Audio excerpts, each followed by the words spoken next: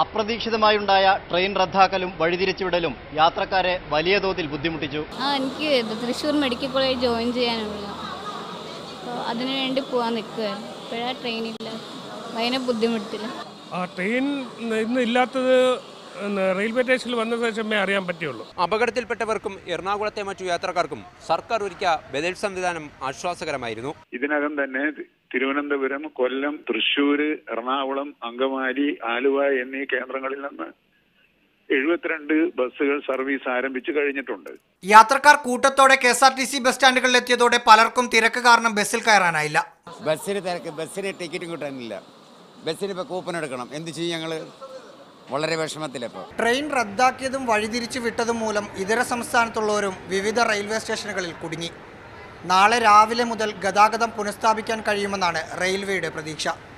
പാലക്കാട് നിന്ന് K. ഇല്യാസിനും കൊച്ചിയിൽ നിന്ന് JK അൻസാറിനുമൊപ്പം റഹീസ് റഷീദ്, മീഡിയ 1, തിരുവനന്തപുരം.